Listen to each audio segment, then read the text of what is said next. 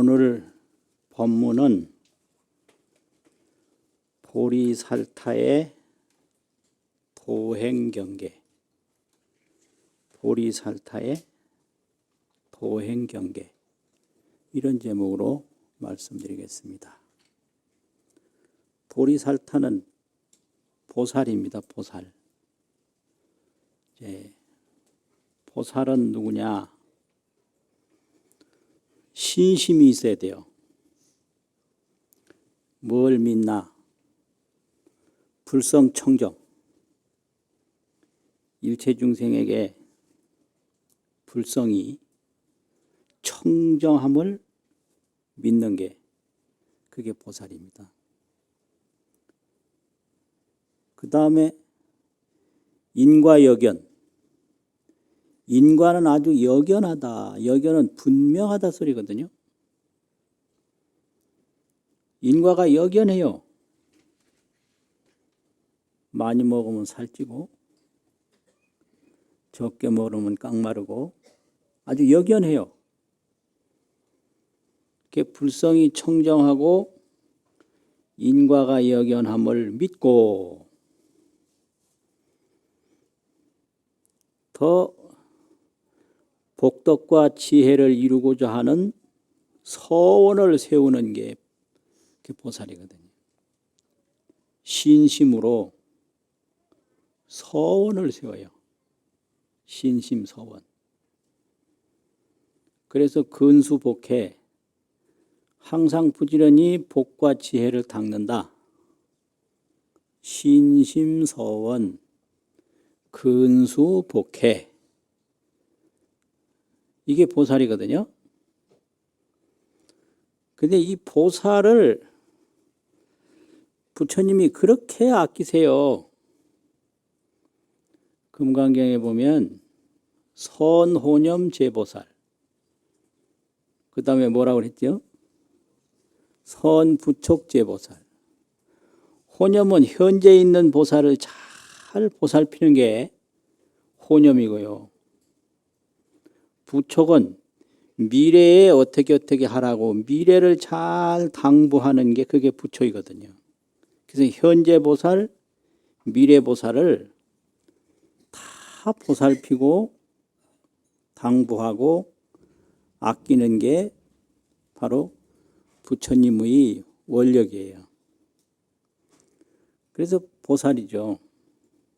그런데 보살은 어떤 분이냐? 무엇은 보살이 아니라고 그랬어요. 약보살이 유아상, 인상, 중생상, 수자상 하면 그 다음 뭔 소리예요? 즉비보살. 보살이 아상, 인상, 중생상, 수자상이 있으면 보살이 아니다 이랬거든요. 그래서 여기서 중심이 아상이에요. 나머지는 다 아상이 이렇게 전개되는 전개 과정이거든요. 그럼 아상은 뭐냐? 이 몸 하나하나 이걸 전부 나라고 고집하는 거예요. 이 손가락도 나고 얼굴도 나고 몸도 나고 그래서 또 뭐라고 말만 하면 나한테 왜 그러느냐고. 머리도 나고 이게 내 머리. 전부 이게 전체를 지수화풍 4대와 수상행식 4원 4대 4원이 모인 그런 집합체인데 4대 4원이 모인 집합체인데 이걸 하나하나를 나라고 생각하고 집착하는 게 그게 아상이거든요. 이런 게 있는 사람은 보살이 아니다 했어요. 그리고 또 누구를 보살이라고 그랬느냐면 통달 무아법자. 무아법. 내가 없는 법. 무아법을 통달이라 마음으로 본 것이 통달이거든요. 무아법을 통달한 자는 열애가 말하되 명진시보살이라 참으로 보살이라고 말하나니라. 무아법을 통달하면 참보살이고 아상이 있으면 보살이 아니다. 이렇게 가르쳤거든요. 그런데 이제 법화경에서는 불자라는 것을 설명을 했는데 대승경전에서는 불자, 보살 이 말만 있어요. 불자, 불자야 이러고 보살, 마살이 이렇게 나와요. 그럼 뭐가 불자냐? 진불자, 참불자는 종불구생이라. 부처님 불자, 이구자. 이번 말이죠. 부처님의 말씀으로부터 태어난 사람이 그게 종불구생이에요. 쫓을 종자. 부처님 말로 다시 태어난 게 불자예요. 그냥 어머니 아버지로부터 태어난 건 그건 사람이고요. 그건 인자라고 그래요. 사람의 아들이라.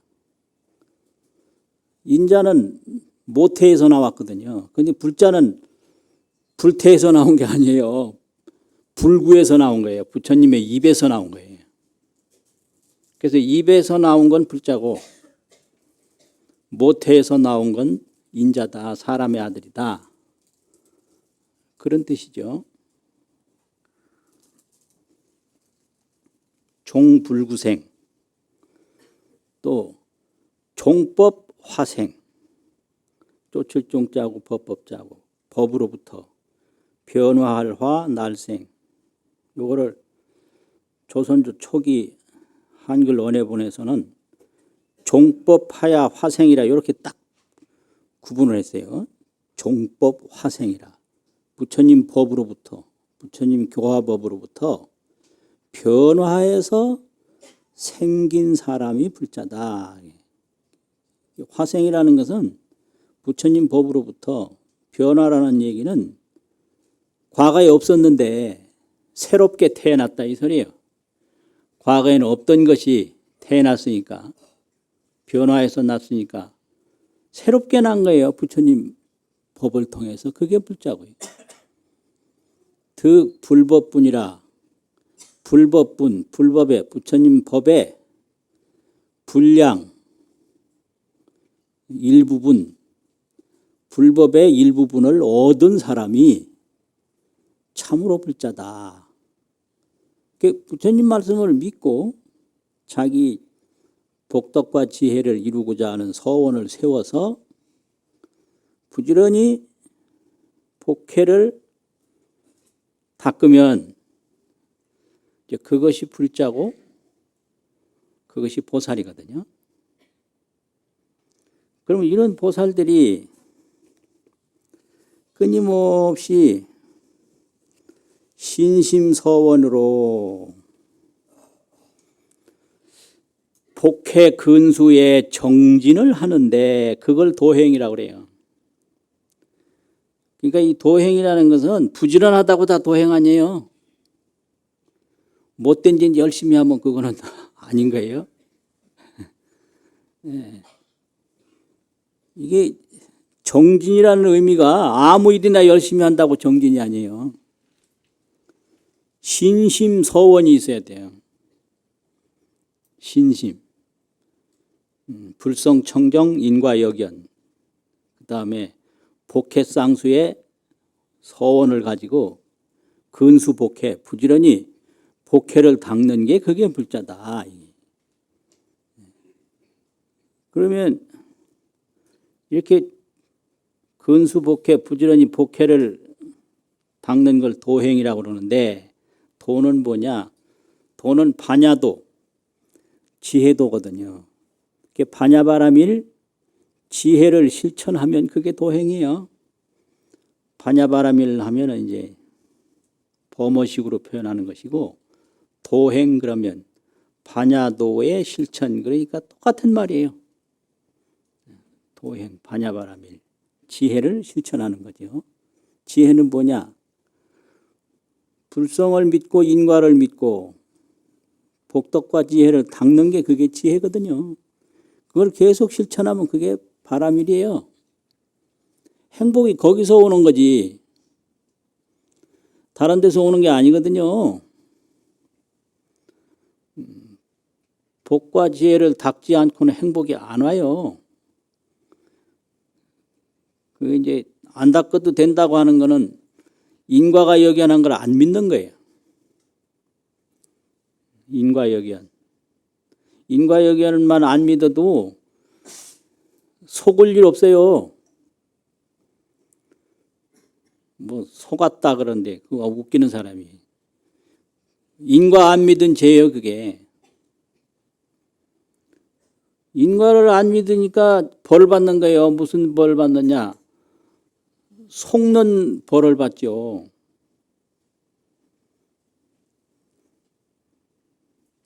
내가 너만은 행복하게 해주겠다.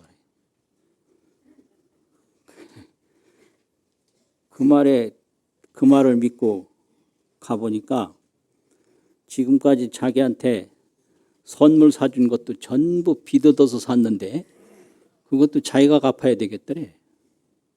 참네. 그러면 어째야 되냐? 누가 나를 행복하게 해줄 수가 없어요.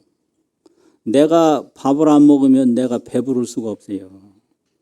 내 스스로 복덕과 지혜를 닦는 사람만이 행복할 수가 있거든. 자기는 안 닦고 누구에 의해서 행복하게 한다고는 인과를 안 믿고 사람은 희망이 없다. 이건 불성을 안 믿는 거거든요. 사람은 어떤 사람이든지 다 희망이 있어요. 왜 그러냐? 불성은 청정하니까 다 성불할 수 있고 다 부자 될 수 있고 다 훌륭하게 될 수 있는 거예요. 그렇게 잘 닦는 사람이 도를 행하는데 도를 행하면 어떻게 되냐? 법화경에 보면 제법 종본래 상자 정멸상이라. 제법은 원래로부터 항상 스스로 정멸상이다. 정멸이라는 건 뭐예요? 생멸이 아니다 이거예요. 생멸이 없다. 정멸이다. 색즉시 공이고 공즉시 색이다. 색에 색이 없고 공에 공이 없다. 있는데 있는 게 없고 없는데 없는 게 없다. 그래서 이게 생과 멸이 전부 자상이 없고 인연 따라 이루어지는 거기 때문에 생에 생이 없고 멸에 멸이 없다 이거죠. 그래서 생멸이 정멸이다. 생멸이 아니다 이거죠. 불생불멸이다 이 말이에요. 정멸이란 말은. 생멸이 불생불멸이다. 왜 생멸이 불생불멸이냐? 연생연멸이기 때문에 인연에서 나왔고 인연에서 사라지기 때문에 연생연멸은 불생불멸이라는 거죠. 옛날에 판소리 같은 거 하는데 보면 미륵님 살찌는 것은 석수쟁이 솜씨에 매였다 이런 말이 있어요. 미륵님을 잘 다듬는데 그 미륵님 얼굴이 살이 쪘어. 그럼 그 미륵님 얼굴이 왜 살이 쪘을까요? 그 미륵님을 조성한 석수가 통통한 얼굴을 좋아하면 통통하게 만드는 거예요. 이게 연생이라는 거예요. 인연에 의해서 나온다는 거예요. 근데 아무리 그 미륵님이 만들어졌어도 미륵님이 아닌 거예요. 돌인 거예요. 그럼 그 돌이 누구를 만나냐에 따라서 뭐 미륵님도 되고 돌솥도 되고 돌벽도 되고 되는데 뭐가 돼도 돌인 거예요. 난 게 아닌 거죠. 이것처럼 멸도 멸이 아니다. 없어진 게 아니다. 연생연멸은 그러니까 불생불멸이다. 항상 불생불멸 그대로라는 거지. 정멸이라는 거죠. 생멸이 정멸이다. 부처님이 이거 깨달은 거거든요. 생멸이 정멸이다. 생로병사가 불생불멸이다. 이거 깨달은 거예요. 그럼 불자가 행도히 하면, 불자가 도를 행하면, 실행하면, 그 그칠이자를 뒤에 썼는데 그거는 안 새기는 글자예요. 그게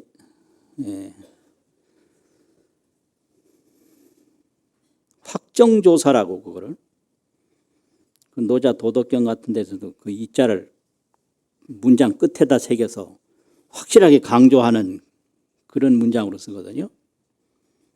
확정조사라고.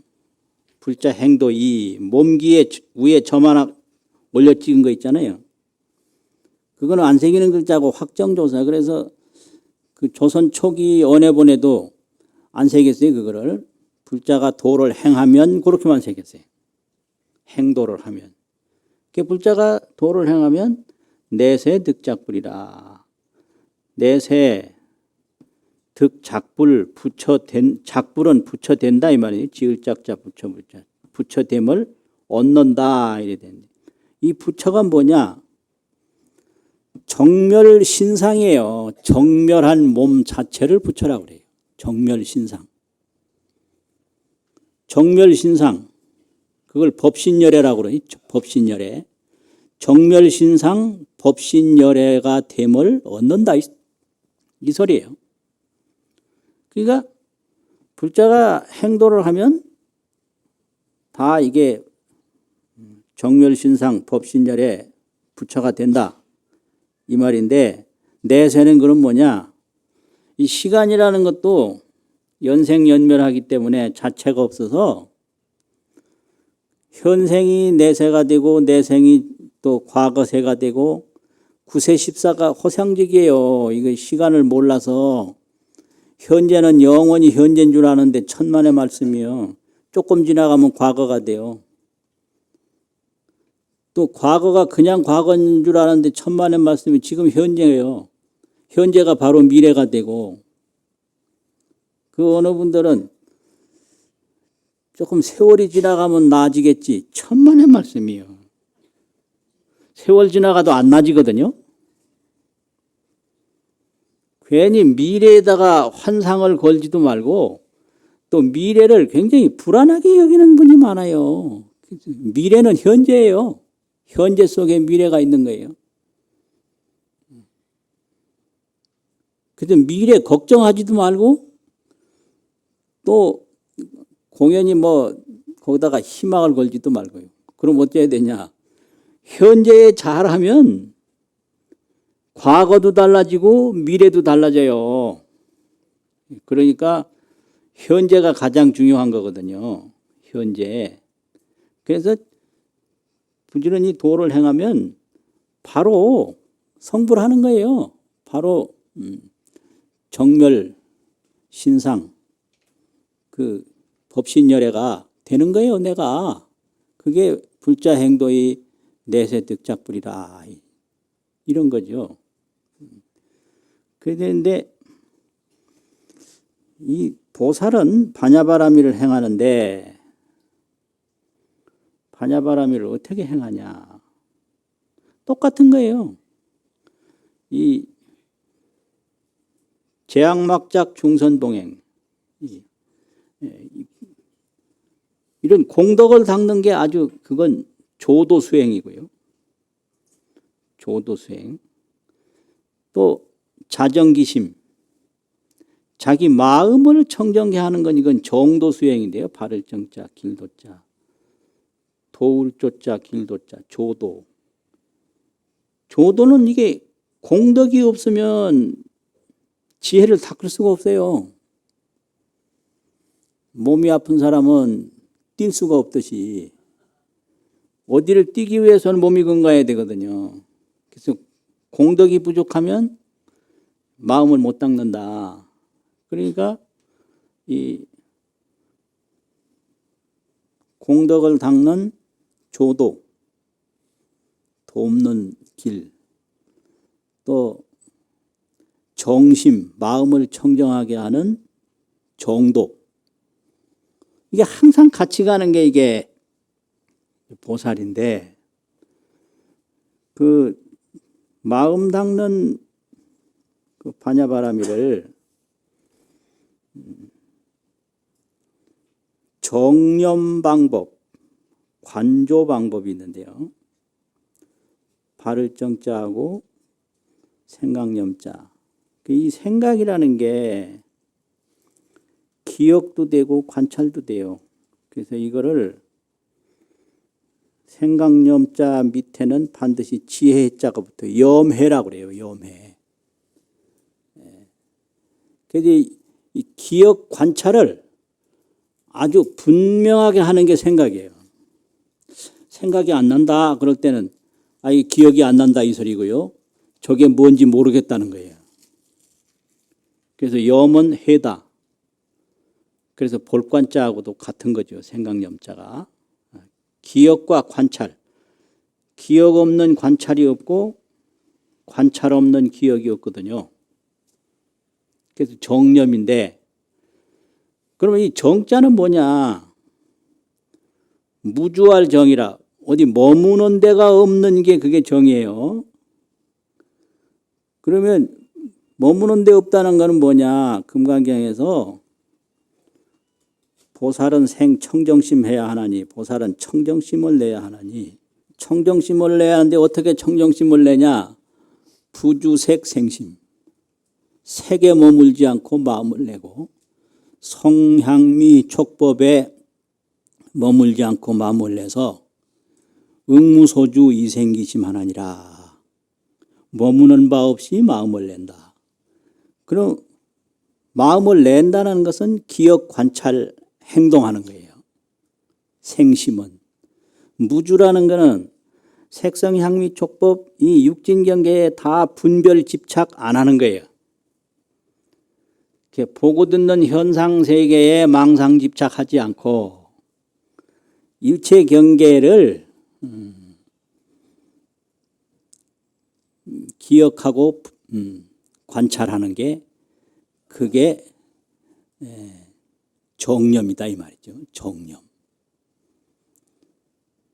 그게 바냐바람이래요. 정념. 그럼 중생은 뭐 어떻게 하느냐? 이 색성향미 촉법에 쫓아다녀서 한 번도 이 정념을 갖지를 못해요. 이 보이고 들리는 데에 집착하지 않고 마음을 내본 일이 없어요. 항상 뭐 생각난다, 뭐 어쩐다, 비가 오면 뭐 어쩐다, 날이 뭐 밝으면 뭐 어쩐다. 그래서 항상 마음이 어딘가 머물러 있어요.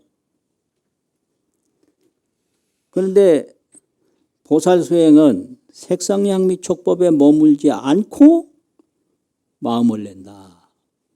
기억을 하고 관찰을 하고 판단을 하고 행동을 한다 이거죠. 그게 이생기심이에요. 그 아무 데도 머물지 않고 가만히 있으면 그냥 잔다든지 그런 거죠. 그래서 이게 정념이라는 건 졸고 자는 게 아니에요. 또 그렇다고 이것저것 막 생각하는 게 아니에요. 조는 것도 아니고 이것저것 막 생각하는 것도 아니고 무주 생심이라 머무는 데 없이 마음을 내는 거다 이게 응무소주 이생기심이라 생심. 생심. 이게 산란함이 없이 마음을 내는 게 그게 정념이거든요. 정념. 또 관조라는 말 써요. 관조바냐라고 볼관자 빛일 조자. 관조도 정념과 마찬가지예요. 이 관이라는 것은 뭘 요거다 저거다 이렇게 분별하고 인식하고 판단하는 걸 지각이라고 그러는데 알지자 깨달을 각자 지각. 근데 이 관은 불기 지각을 말해요. 불기 지각을 일으키질 않아요. 관을 하려면 요게 뭐다 저게 뭐다 이건 어떻다 저건 어떻다 이렇게 지각심을 일으키면 관이 아니에요. 그건 분별이에요. 그래서 관은 분별이 아니다. 그럼 지각심을 안 일으키고 가만히 있냐 그게 아니에요. 요요상지, 수료한다는 요자가 있거든요. 마칠 요자, 그 알 요자도 되는데 알고 알아서 항상 알아요. 요요상지예요. 항상 상자 알지자. 불기지각하면서 지각을 일으키지 아니하면서 요요상지 늘 아는 게 이게 관이에요.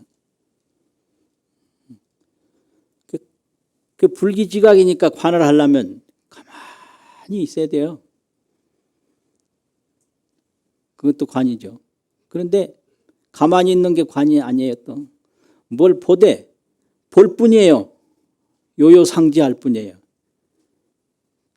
저게 나한테 나쁘다, 좋다, 무섭다, 뭐 밉다 이런 지각심을 안 일으키고 그냥 봐요.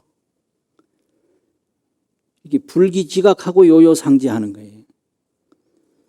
이런 게 이제 그 관족, 관법 수행이거든요. 관족, 관법.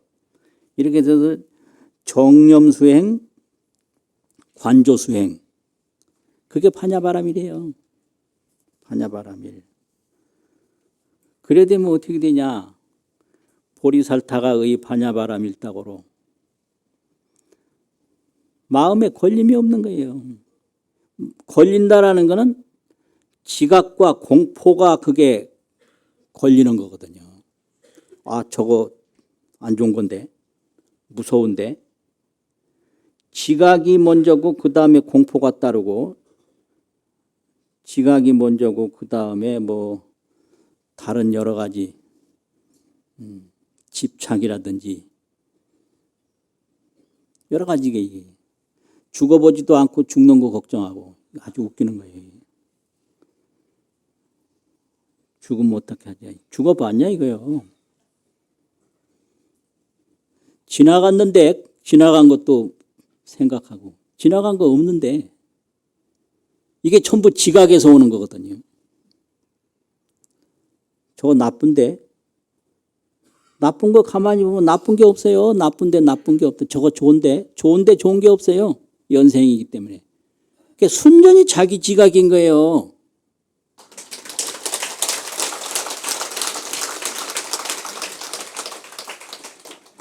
늙으면 어쩌지. 늙어봤냐 이 말이요. 참네.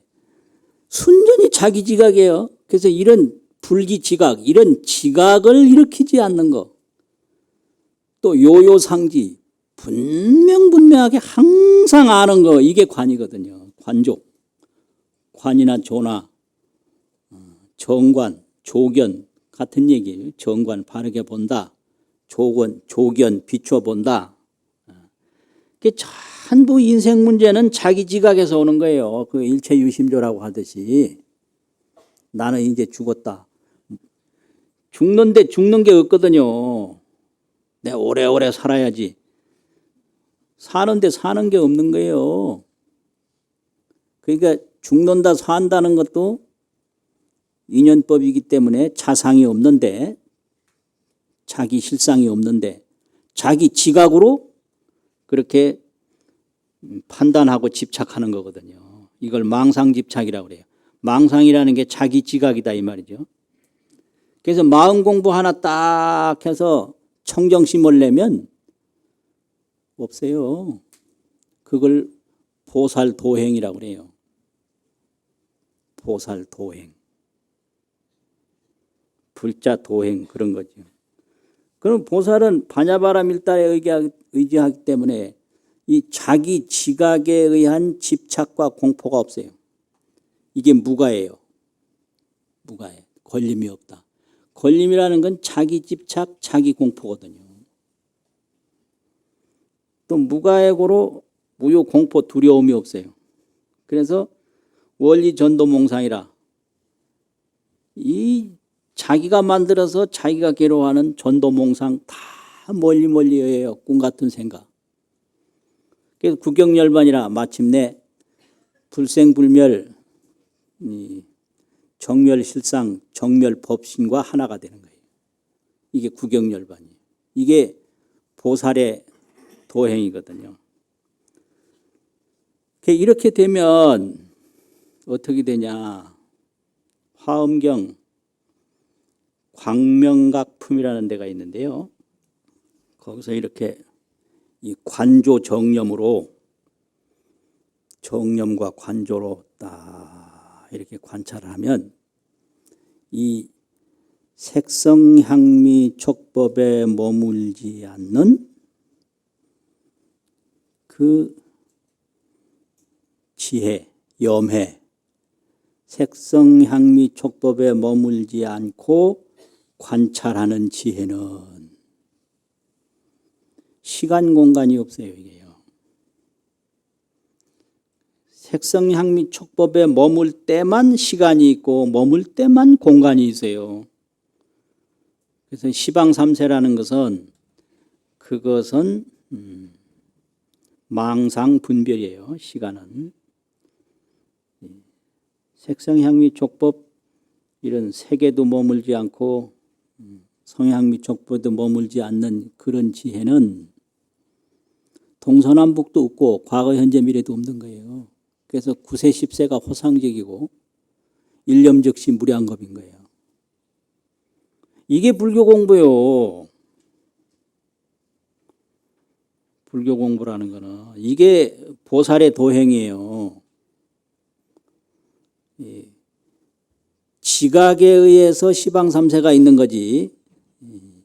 이 지각심을 일으키지 않고 정념심, 청정심을 일으키면 그 시방삼세 시간 공간이 없어요. 그래서 어떻게 되냐? 일념보관이요. 일찰나에 무량겁을 봐요.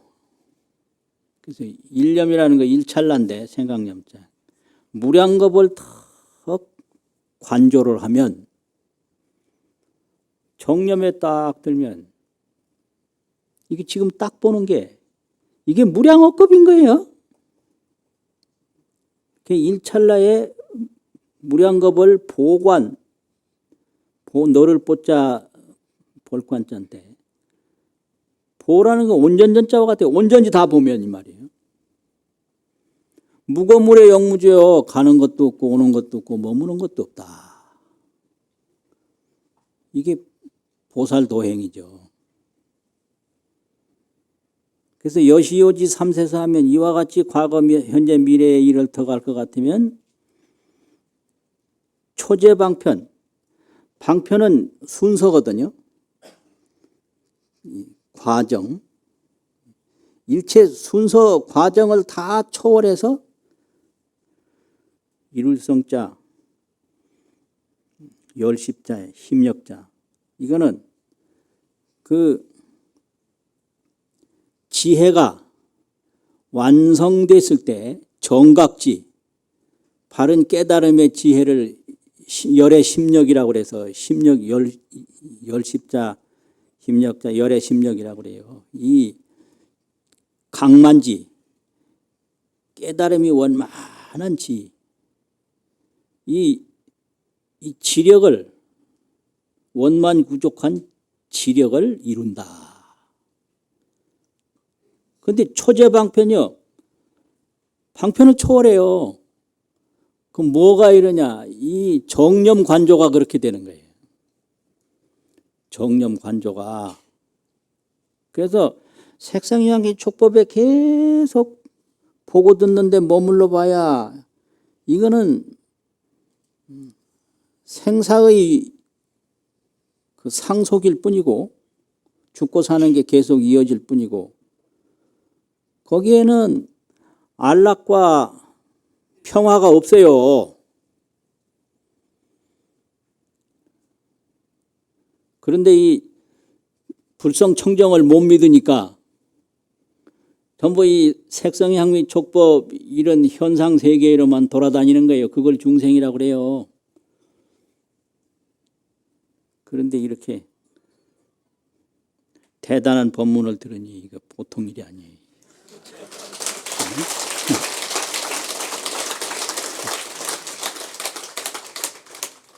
참 보통 일이 아니에요. 일찰나의 무량겁을 온전히 보면 무거물의 영무주라 가는 것도 없고 오는 것도 없고 머무는 것도 없다. 이와 같이 과거 현재 미래 3세의 일을 알면 일체 순서를 초월해서 지혜의 부족한 힘을 얻는다.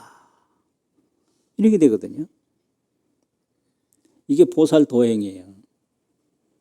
그 보살이 따로 있냐? 없어요. 신심서원으로 근수복해하면 그게 다 보살이고 그게 불자예요. 그게. 또 화엄경 십회양품에 그런 말씀이 있어요. 신불망치 과거법, 마음이 허망되게 과거법에 집착하지 마라. 이게 전부 색성향미 촉법에 머무는 방법이거든요. 과거에 집착하는 거. 또 역불탐착 미래사, 미래사에 탐착하지 마라. 이게 전부 다 마음이 돌아다니면서 머무는 거예요. 또 불호 현재 유소주, 현재에 있는 것에 또 매이지 마라. 그러면 요달 3세가 실공적이라 과거 현재 미래가 다 불생불멸 정멸함을 얻을 것이다. 그럼 어떻게 되냐? 이거를 진소강만이라고 그러는데요. 티끌은 다 소멸하고 정각, 원각, 대각이 가득하다. 보세요. 진소강만이라고 이건 능엄경에서 쓰는 말인데 티끌 진짜 녹일 소자 있잖아요. 티끌은 다 소멸해. 티끌이 뭐냐? 시방삼세요. 시방삼세 이런 차별 세계는 다 소멸하고 깨달을 각자고 찰만자 가득할 만자 각이 가득하다. 진소강만이라. 티끌은 아무것도 없어요. 원각이 가득해요. 오늘 법문은 삼세제불 정각도량, 삼세제불 정각도량, 이런 제목으로 말씀드리겠습니다. 삼세제불이라. 제불은 과거, 현재, 미래에 다름이 없죠. 그래서 삼세라고 해요. 과거, 현재, 미래에 다름이 없다. 그러면 제불은 누구냐? 정각인데요. 정각. 정각을 이루어서 제불이 된 거예요. 깨달음이 없는 부처님은 없습니다. 그러면 깨닫는 것과 동시에 정각의 경계가 있는데 정각 경계 그걸 세계라고 안 하고 그냥 경계라고 그러거든요. 그 정각의 내용, 정각의 범위, 정각의 실상 그걸 전부 합쳐서 경계라 이렇게 표현을 합니다. 정각 경계인데 정각이 뭐냐? 경계는 정각이 이루어지면 펼쳐지는 거고 문제는 삼세제불이 정각을 이루었는데 삼세제불의 정각이 뭐냐? 이게 아주 중요한 문제죠. 근데 이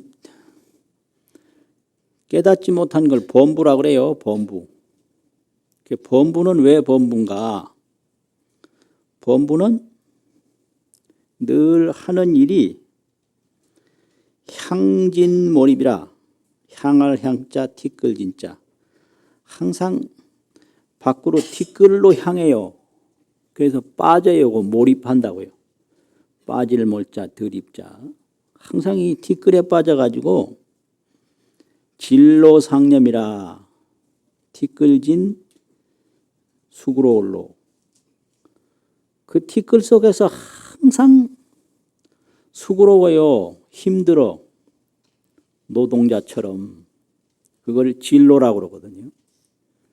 티끌 속에서 들고 날고 항상 거기에 골몰하니까 그걸 수고로울 노자를 써서 진로, 상념, 생각할 상자, 생각할 염자. 이 향진 몰입해서 진로 상념하는 것이 법무예요. 그래서 법무들은 자나 깨나 뭘 생각하는데 그 생각이 전부 밖으로 빠져드는 생각뿐이에요. 본 생각, 들은 생각, 또 앞으로 다가올 것에 대한 생각, 지나간 것에 대한 생각. 이 진로 상념밖에 없어요. 진로 상념을 하게 되면 그 상진 몰입을 하게 되거든요. 향진 몰입, 티끌에 향해서 항상 거기에 몰입해요.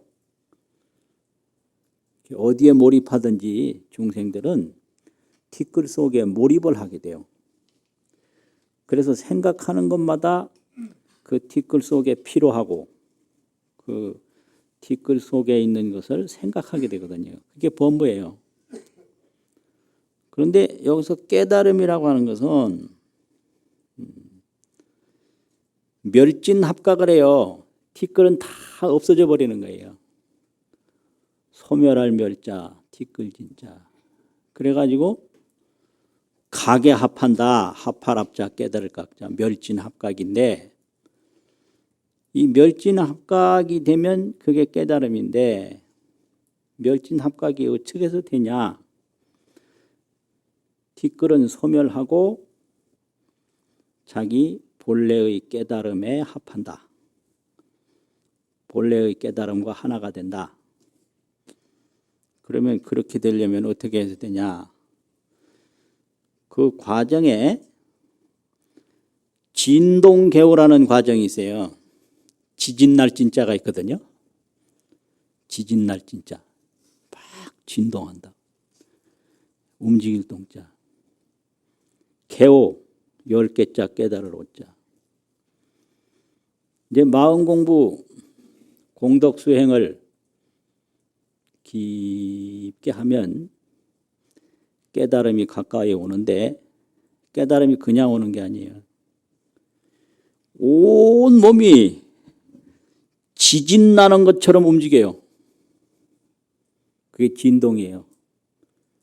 그래서 경마다 육종 진동이라고 그래서 6가지 종류의 진동이 있다. 또 18변, 18가지 이 움직임 변화가 있다. 두루할 변자 쓰는데요. 6종 18변 진동이라고 그러는데 전체가 다 움직이는 거예요. 깨달음이 오기 전에. 경전에서 꼭 6종 진동이라는 말을 써요. 그래가지고 깨달음이 오는 거예요. 열릴 개자, 깨달을 오자. 진동개호라는 게 이게 뭐냐. 진동개호라고 하는 것은 그런 거예요. 이 깨달음이 올 때 마음이 열리는 거거든요. 근데 마음이 그냥 열리는 게 아니라 마음이 열리기 전에 몸에 변화가 와요. 그걸 육종진동이라고 그런다고. 그래서 이제 마음 공부해서 깨달음을 체험한 분들 전부 얘기가 사람마다 다른데요. 가만히 참선을 하다 보면 이 가슴에서 큰 돌덩어리가 뚝 떨어지는 것을 느낀다든지 온몸이 저 높은 데서 낮은 곳으로 뚝 떨어지는 걸 느낀다든지 온몸이 부르르 떨림이 온다고요. 그리고 경전 소리를 들을 때도 또 다구는 소리를 들을 때도 그냥 편안한 귀로 들리는 게 아니에요. 온몸으로 그게 확 움직이면서 들린다고요. 그게요. 그래서 이게 천지가 갈라지는 건데 천지가 갈라질 때 그냥 안 갈라져요. 그냥 움직여서 갈라지거든요. 그건 마찬가지예요. 그래가지고 그런 진동을 통해서 몸이 먼저 움직이고 그 다음에 마음이 열리는데 마음이 가장 먼저 나타나는 게 눈이거든요. 눈앞이 쫙 펼쳐지는 거예요. 이게 개호의 10개자 깨달음. 반드시 몸이 먼저 움직여요. 그래서 깨달음이라는 건 몸 전체로 깨닫는 거지 뭐 머리로 깨닫는 게 아니에요. 그래서 듣는 것도 몸 전체로 듣는 겁니다. 이게. 그래서 여시 아문 나라 내가 듣는다고 그랬지 여시 이문 기가 듣는다 그래 말 안 해요. 기가 듣는 거 이거는 옳지 않은 거예요. 온몸으로 다 듣는 게 그게 내가 들은 거거든요. 그래서 진동이 먼저 오고 그 다음에 열려서 깨닫는데 그 깨달음이라는 거를 어떻게 비유하냐 그러면은 운권장공에 운권 구름 문자가 있고 말릴 권자가 있어요. 채권자처럼. 장공이라는 것은 기나긴 허공을 말해요. 그 넓고 넓은 허공에 운권 구름이 다 거쳤어요. 그래서 청천확철이라 그 날일변에 푸르 청한 날씨 맑을 청자가 있거든요. 하늘 천자. 그 맑고 맑은 허공이 확철 넓고 넓게 보이지 않는 데가 없이 저 멀리 멀리 사무쳐 보이는 거 그것이 깨달음이다. 온 허공에 구름 한 점 없이 다 사라졌는데 그때 나타나는 것은 청천확철이라 맑은 하늘에 멀리 멀리 사무쳐 보이는 거다. 또 여수몽교 잠잘 때 잠자는 꿈에서 깨어난 것과 같은 게 그게 깨달음이다. 여연화계 연꽃이라는 게 이제 밤에 다 오므러져서 보이지도 않았는데 낮이 되면 확 벌어지는 게 있거든요. 연꽃이 피는 것과 같은 그런 것이 깨달음이다. 그렇게 화엄경, 화엄서에서 설명을 잘 해줬어요. 진동개호가 오면 어떻게 되냐. 과거에는 하늘이고 땅이고 물이고 바람이고 이거였는데 이게 전부 본각인 거예요. 자기 마음인 거예요. 그래서 티끌은 없는 거예요. 천지만물이 개시 본각이라 본래의 깨달음이다. 미혹했다라는 것은 자기 마음을 자기가 모르고 분별망상으로 사람으로 보고 티끌로 보고 짐승으로 보고 어두움으로 보고 밝음으로 보고 이건 전부가 분별망심 식심소현이거든요. 자기 의식으로 나타난 거예요. 그래서 이게 진동개호가 되면 이런 의식으로 보여지던 천지만물은 없어요. 이게 멸진이에요. 그래가지고 본래의 자기 본각으로 합해진다. 이게 합각이에요. 멸진 합각이 되면 그거를 뭐라고 그러냐. 성각, 묘각 이렇게 얘기를 해요. 성각. 성각은 본성 본각이다 이 말이에요. 본래의 본성, 본래의 아는 것 깨달음, 본성 본각.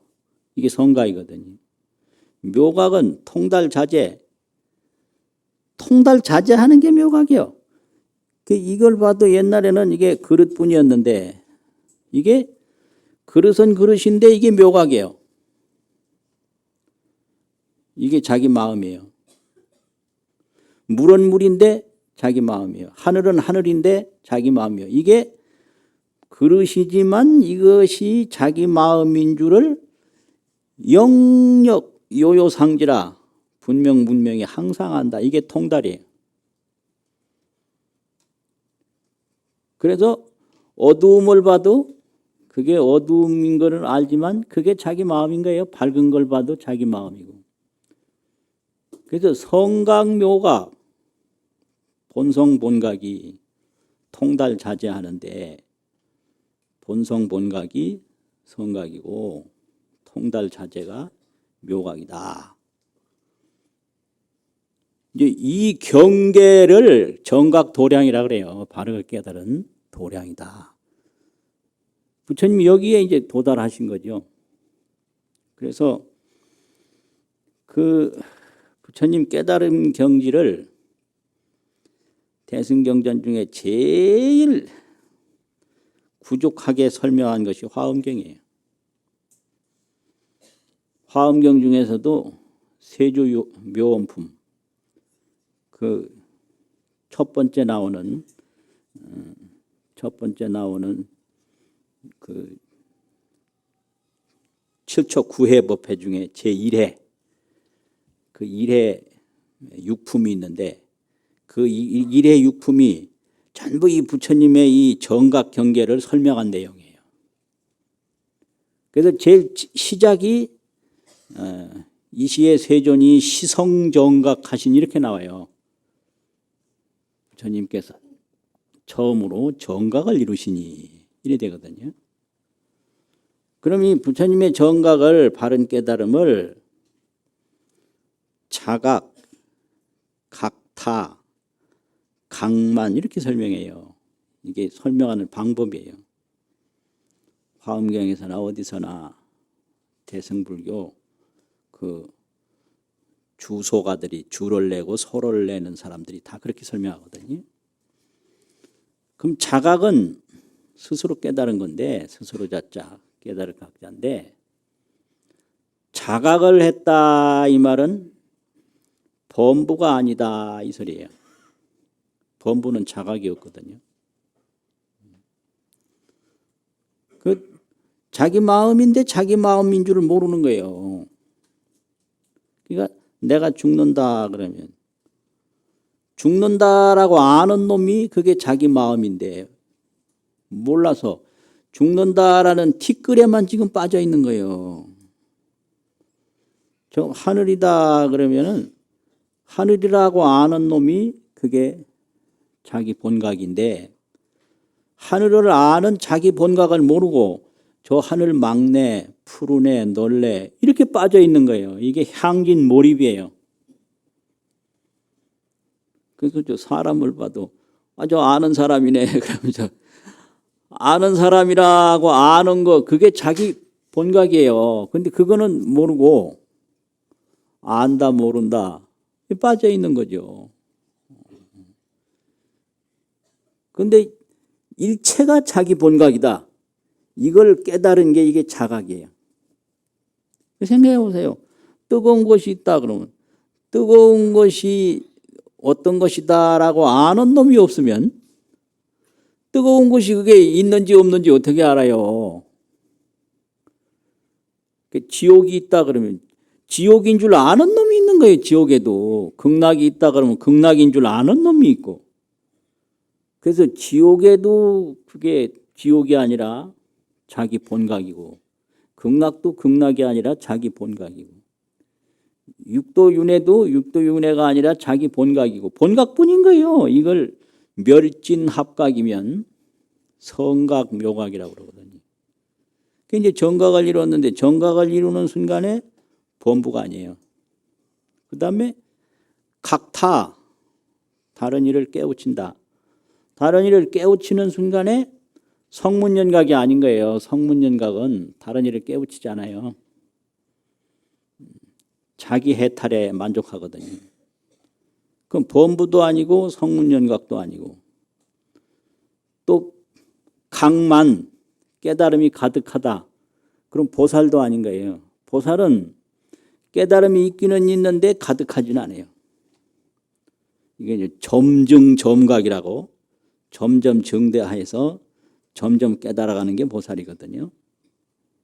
이거를 열애의 정각이다 이러죠. 그래서 이거를 그냥 한마디로 표현한 게 그게 안욕따라 삼맥삼보리인데요. 안욕따라 삼맥삼보리는 삼세제불의 정각이거든요. 그러면 이 안욕따라 삼맥삼보리가 뭔가 안욕따라, 욕따라 이건 무상이잖아요. 이게 무상각이라는 얘기예요. 가장 높은 깨달음이라는 얘기예요. 삼맥 이거는 정변 바를 정자하고 두루할 변자 이거는 무상각인 동시에 이 삼맥은 변각이라는 거죠. 두루한 거예요 이게. 변각. 그 다음에 삼보리 이거는 삼은 정이고 보리는 각이거든요. 이 정각이라는 거죠. 정각. 그게 무상각, 변각, 정각. 근데 이 깨달음이라는 거는 진동개우로 쫙 진동을 해서 열리는 게 그게 깨달음인데 깨닫고 나면 어떻게 되냐. 항상 열리기만 하는 게 아니에요. 그 다음에 그냥 펼쳐지는 거예요. 또 자제하는 거예요. 그거를 뭐라고 그러느냐면 깨달은 다음부터는 깨달음이라고 안 하고 지혜지자를 써서 지라고 그래요. 그래서 무상각이 무상지가 되고 이제 변각이 변지가 되고요. 정각이 각지가 되는 거예요. 그래서 지혜뿐이에요. 깨달은 뒤에는. 그래서 무상지, 변지, 각지 그렇게 되는 거거든요. 그게 각은 지혜예요. 각이 이루어지면 각과 동시에 그 각은 바로 지혜다. 이 지라는 건 뭐냐. 이게 불가사의하고 항상 요요상지하고 일체자재하고 불가사의인 거예요. 이거는 개념으로 정리할 수 없어요. 이게 뭐다 개념으로 들어오질 않아요. 이 분별 세계로 이게 정의할 수 없는 게 이걸 불가사의. 불가사의 이 생각할 사자하고 의논할 의자하고 불가사의거든요. 요요상지예요. 요요 수료할 요자 두 번 써서 분명히 항상 알아요. 불가사의 요요상지 일체자재 어느 곳에든지 자제한 거예요. 공포 없어요. 뭐 항상 일체가 자기 그 본각 자기 묘각뿐이니까 본각 묘각인 줄을 모르고 미혹하니까 두려워하는 거예요. 내 마음인데 다 내가 보는 마음인 거죠. 죽는 것도 죽는 걸 아는 자기 본각뿐이에요. 그런데 자기 본각을 모르고 죽는다라고 하는 티끌에 폭 빠지면 멀쩡한 사람이 꿈꿔서 발버둥 치는 거하고 똑같은 거예요. 자기 꿈에 자기가 무서운 거거든요. 그 무서운 대상은 없는 거예요. 그래가지고 그 지혜로 그냥 충만해 버리는 거죠.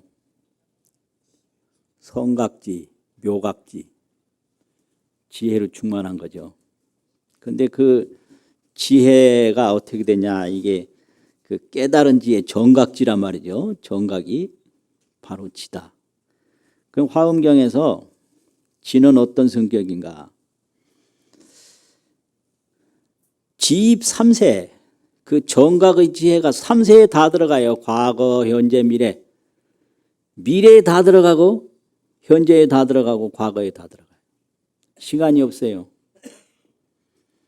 또 지입 3세, 실계 평등. 3세가 다 평등해요. 전부가 그 정각지 하나뿐이에요. 또 기신이 그 정각 지혜의 몸이 충만 일체세가 아니라 일체 세간에 어느 데든지 정각지 몸이 없는 데가 없어요. 그러니까 우리 몸에도 열애의 정각지가 꽉 찬 거예요. 근데 그거는 이제 안 보고 티끌만 보니까 향진 몰입을 하니까 그걸 미혹하다고 그러는 거지. 향진 몰입하니까 그런 거예요. 그래서 이거를 정각으로 돌리면 정각뿐인데 어두운 것도 정각이고 무서운 것도 정각이고 밝은 것도 정각이고 무서운데도 무서운 걸 아는 자기 느낌이 있는 거예요. 밝은 것도 밝은 걸 아는 자기 마음이 있는 거예요. 그래서 뭐 어떤 사람이 해가 떠올라면 하염없이 해를 본다 그래서 미쳤다. 해를 보는 자기 마음을 깨달아야지. 해만 쫓아다니면 그게 향진 몰입인데 그건 진로 상념이다. 전도 몽상이란 말이요.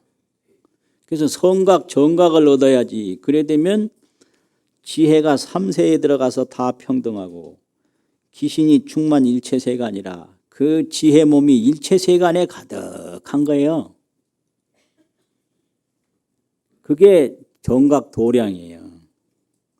도량이라는 것은 도장소라는 뜻인데 이 도장소가 뭐 다른 곳이 특정한 곳이 아니라 자기 성각 경계, 본각 경계, 정각 경계가 그게 도량이거든요. 자기 깨달음 자체상, 정각 자체상, 정각 자체의 그 모습. 그게 도량이에요. 정각을 떠나서 도량이 있는 게 아니라 도량은 정각 자체인 거예요. 정각 자체에. 그래서 무슨 화엄경에서 신변시방 그 부처님 지혜의 몸이 시방에 두루하다. 그 신변시방 하니까 또 제불 상주 제불이 시방 삼세에 항상 계신다. 상주 일체 불타야중 이게 전부 열애 정각에 대한 예불이거든요.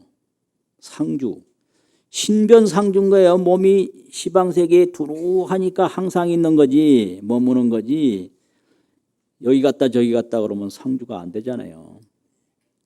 그래서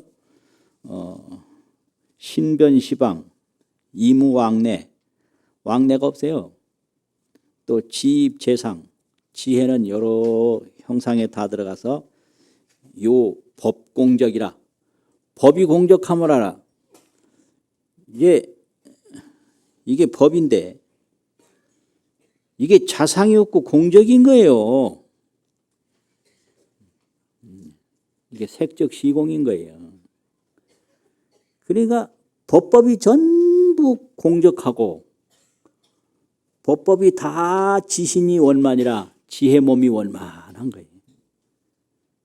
이걸 떡 보면 이거는 자체가 없는 거고 이거를 바라보는 지혜 몸만 가득한 거거든요. 형상은 없고 형상을 바라보는 지혜의 몸만 충만하다, 원만하다, 구족하다. 충만, 원만, 구족. 그게 깨달음이에요. 모래알을 본다. 그럼 모래알은 자상이 없는 거예요. 부수면 다 먼지 되고 또 합하면 모래 되고. 그러니까 먼지 되든 모래알이 되든 아무 자상이 없고 그 모래알을 바라보는 자기 지혜만 구족하고 원만하고 충만한 거예요. 이때 박수 한번 치면 좋으련만.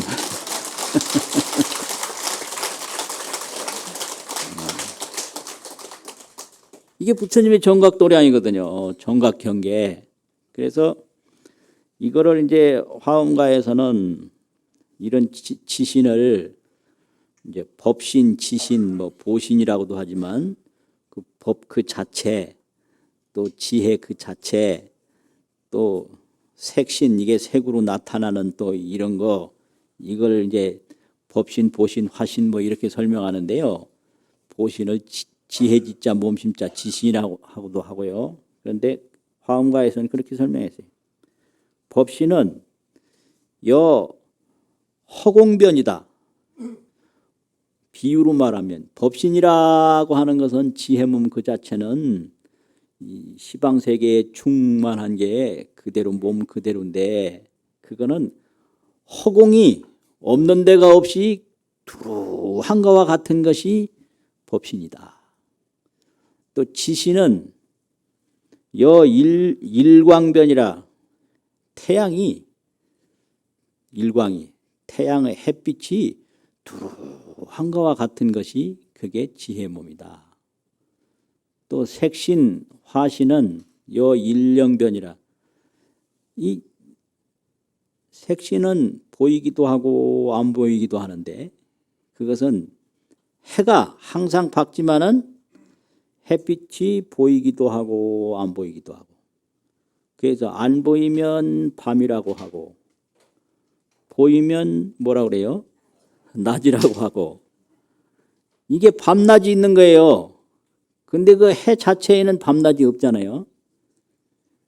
그래서 부처님은 상주인데 이게 출현도 하고 열반도 하고 그거는 색신이라는 거죠. 출현하는 거는 해가 보이는 낮과 같고 또 열반에 드는 거는 해가 보이지 않는 밤과 같다. 이게 비유다, 비유. 근데 이거는 알게 하기 위해서 비유한 거지 이건 불가사의인 거예요. 불가사의 원만자재하는 게 그게 정각세계죠. 그래서 항상 독송을 하는 것이 불신이 충만어 법계라 이런 게 부처님 몸이 법계에 충만하다. 그러면 이 출현도 하고 열반도 하는 그런 그 화신 색신이 충만한 게 아니라 법신 지신이 그냥 허공과 같고 태양과 같은 그러한 몸이 법계에 충만하다 가득하다 이거죠. 그래서 보현 일체 중생전이라 일체 중생 앞에 다 나타났다 이거예요. 그러면 여기에도 부처님의 법신이 다 나타나고 저기에도 나타나고 우리 몸에도 다 나타나고 일체 중생이 전부 열애신인 거예요. 일체 중생이 전부 열애신이에요. 그런데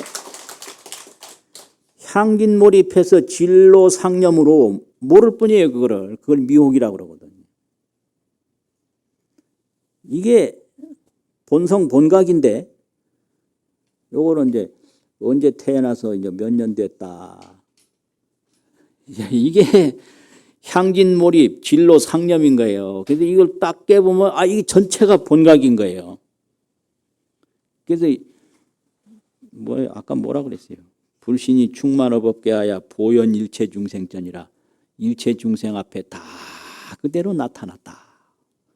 수연부가 미부주 인연 따라서 전부 다 충만해서 두루하지 않은 데가 없어요. 그래가지고 그러나 이항처차 보리좌라.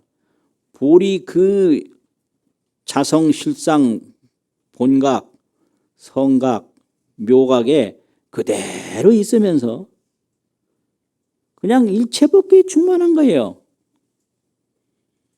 이걸 항상 불공할 때나 무슨 시식할 때나 항상 외우는 이게 개성이에요. 이게 불신 충만어 법계 보현 일체 중생전 수연부가 미부주 이항처차 보리좌라. 그게 열애의 정각도량이죠. 그러면 이런 정각도량에 부처님은 어떻게 해서 돌아갔나 그런 말이 있어요. 비로자나품의 개송인데 햇빛을 보려면 어떻게 해야 되죠? 햇빛을 보려면 뭐라고요? 햇빛을 보려면 햇빛을 의지해야 햇빛을 봐요. 태양을 본다 그러면 햇빛에 의지하지 않고는 태양을 볼 수가 없어요. 그래서 우리가 깨달음을 얻으려면 그 각으로 돌아가야 되지. 저 티끌에만 항상 몰입해 있으면 못 깨달아요. 그래서 안 깨달으려고 해서 못 깨닫는 거지. 티끌에 빠져서 못 깨닫는 거지. 깨달음이 멀리 있어서 못 깨닫는 거 아니에요. 티끌 보는 그놈이 바로 본각이거든.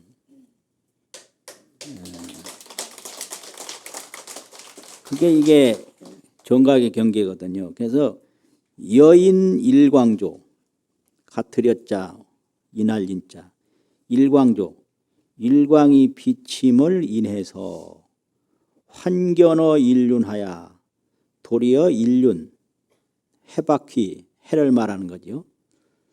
날일자, 바퀴운자를 써서 일륜, 해라 이렇게 표현해요. 해가 둥글거든요, 볼 때.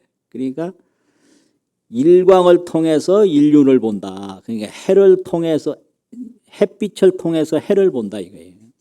예. 그 해 보려는 사람이 전혀 햇빛 안 통하고 깜깜한 데서 보려고 그러면 못 보거든요. 그래서 햇빛 통해서 해를 보는 것과 같아서 아이 불광명으로, 내가 부처님 광명으로서 견불소행도라. 불의 소행도, 부처님이 어떻게 계시는지, 어떻게 나타나는지, 무슨 일을 하는지, 그 경계가 어떤지를 본다 이거예요. 그러니까 각을 통해서 그 각으로 정각을 이루는 거예요. 각에 돌아가서. 티끌에 돌아가니까 못 깨닫지. 이 각으로 돌아가면 바로 깨닫는 거예요, 그게. 그래서 능엄경에서도 그런 말이 있어요.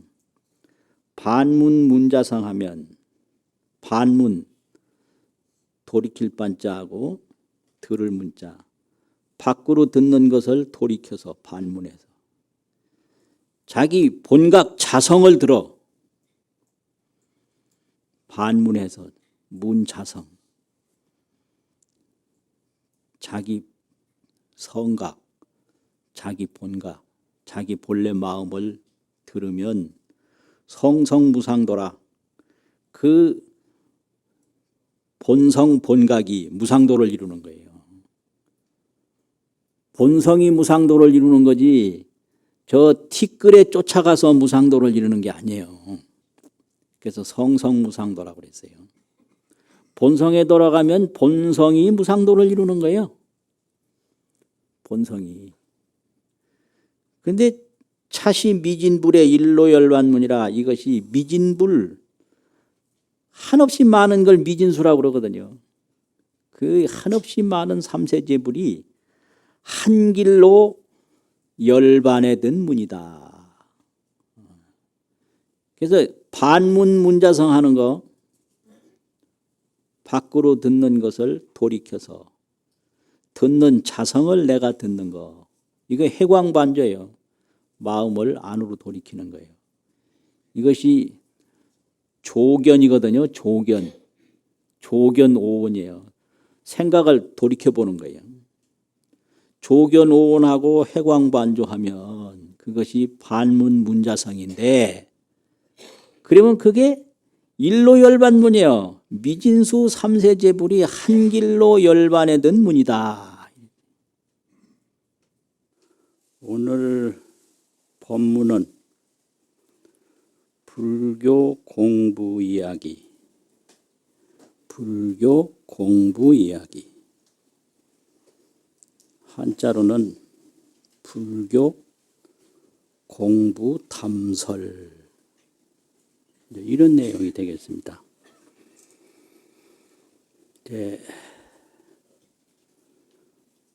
공부라는 것은 학습이란 말도 같이 쓰고요, 수행이란 말도 같이 쓰는데요. 학습이다, 수행이다, 공부다. 그런데 공부라는 말을 제일 폭넓게 써요. 그러면 동아시아 한자에서 공이라는 것은 갑골문에 보면 뭘 만드는 도구라고 그래요. 이 무슨 자귀 같은 거, 또 네모진 줄자, 이런 도구라고 그래요. 그래서 도구는 뭐 만드는 데 필요한 거거든요. 그래서 이 공자가 유통될 때는 공은 조야라 지을 조자. 뭘 만드는 글자에 이게 지을 조, 뭐 만들 때, 조성을 할 때 그걸 공이라고 그럽니다. 부자는 이게 남자를 칭할 때 그 지압이 부자를 쓰는데 이게 만드는 사람도 공부고요. 만드는 작업도 공부예요. 그래서 뭘 만들어가는 일도 공부라고 그러고 본래는 뭐 만드는 사람을 요새 기술자, 뭐 장인 이런 것처럼 농사 짓는 사람을 농부라고 하듯이 뭘 만드는 사람을 공부라고 그랬거든요. 그러니까 뭐 새로운 거를 만들기 위해서 새로운 것이 되기 위해서 노력하는 행위를 다 그냥 공부다 이래요. 근데 이제 공부는 배움에 속한 일이거든요. 그래서 불교 전체를 배우는 것을 불교학이라 이럽니다. 불교학. 그러면 이 불교학이 어떤 영역이 있는가? 순전히 제 경험으로 보면 세 가지 부문으로 저는 경험적으로 이해를 했어요. 무슨 외부, 내부 하는 부자 있잖아요. 문이라는 문문자. 그래서 무슨 분류다 이런 뜻과 같은 건데 부문, 몇 개 부문으로 나온다 이런 식이죠. 이 부문이 있는데 제가 느낀 것으로는 첫째가 불교 교의학, 불교 교의, 가르칠 교, 민주주의라고 하는 그 오를의 뜻을 말할 때 불교에서는 그 의자를 씁니다. 주의 주장이 아니고 의미, 뜻을 말할 때 객관적인 뜻. 교의가 있어요. 이제 교는 장경을 가지고 팔만대장경을 가지고 가르치는 게 교고 그러면 그 대장경에서 무슨 뜻을 말하고 있는가? 그 말씀 속에 제시하는 내용. 그래서 이 교를 방편문이라고 그러고 그 제시하는 뜻을 진실상이라고 그래요.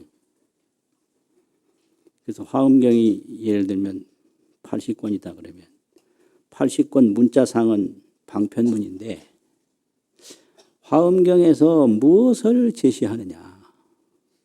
그걸 진실상이다 그래요. 방편문을 열어서 진실상을 보이는 게 교의인데 그 교의를 배우는 걸 교의학이라고 그러고요. 그 배우는 방법을 간경이라고 그럽니다. 간경. 그게 공부예요. 이 교의학 부문에서 공부를 하려면 간경하는 방법으로 경을 보는 방법으로 하는 거죠. 그 이제 두 번째가 불교 수증학인데요. 닦을수 정득할 정. 닦아서 정이라는 것은 수는 몸으로 노력하는 거고 정은 마음으로 얻는 거거든요.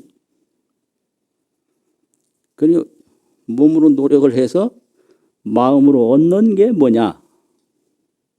그게 수증이죠. 이 마음 공부예요, 이게요. 그럼 수증학은 어떻게 공부하냐? 명칭을 서산 스님이 마음심, 의상, 심상 심상 공부다.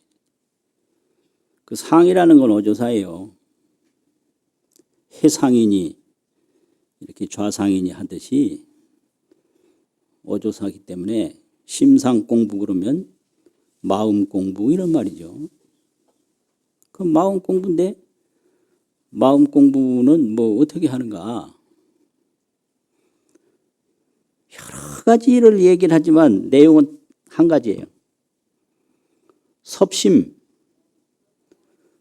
거둘 섭자가 있거든요. 마음이 천갈래 만갈래로 밖으로 흩어져 나가는 것을 거둬들이는 거예요. 첫째가. 섭심이에요. 그 다음에 반조, 돌이킬 반자, 조명이라는 조자, 비춰본다. 그 본다는 거죠. 돌이켜보는 거예요. 섭심반조. 이거는 어떤 마음 공부든지 그 보는 마음을 돌이켜보고 반조, 듣는 마음을 돌이켜 듣고 느끼는 마음을 돌이켜 느끼고 이 견문각지라고 그러는데 보고 듣고 느끼고 알고 하는 것을 돌이키는 거예요. 아는 놈을 돌이켜서 알고 이렇게.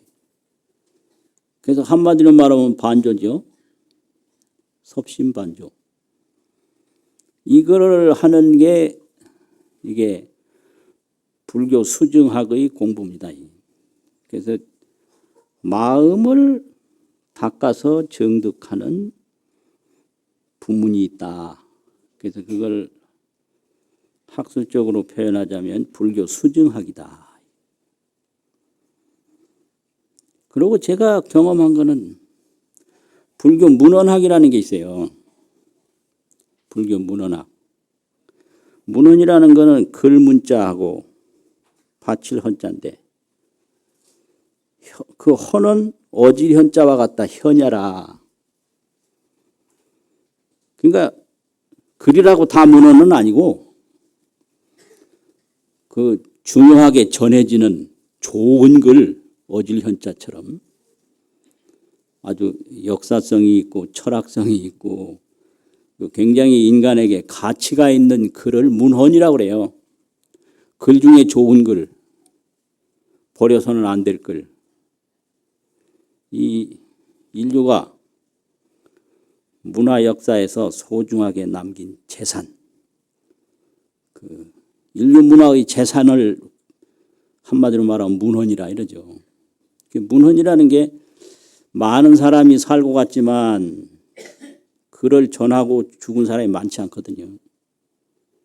그러니까 오랜 세월을 통해서 전해진다는 것은 그건 좋은 글일 수밖에 없어요. 그게 문헌인데 불교에도 경율론 3장 일체 전적들이 있는데 그거를 인문학적 방법으로 탐구하는 거예요. 과거에는 불교에 이런 문헌학이 없었거든요. 이 불교 교의학하고 불교 수증학만 있었어요. 그래서 교학이다 선학이다 이런 말로 수증학을 선학이라고 그러고 교의학을 교학이라고 그러고 또 쉽게 말하면 경학이라고 그랬거든요. 경을 배운다고. 그래서 간경 아니면 참선 이렇고 또 거기에 이제 해당되는 염불, 주력 이런 게 전부 수행이거든요. 근데 이걸 불교 문헌을 전부 수집을 해서 이걸 검토를 하는데 이게 유럽에서부터 문예부흥 이후로 생긴 방법인데 이 불교 문헌을 자연과학적 방법으로 탐구하는 거예요. 자연과학적 방법과 똑같이 자료를 대상화해서 수집하고 검토하고 분류해가지고 거기서 인류가 보편적으로 알고 있는 상식에 허점을 바로잡는 겁니다, 이게. 그래서 학문이라는 건 상식을 주장하면 학문이 아니에요.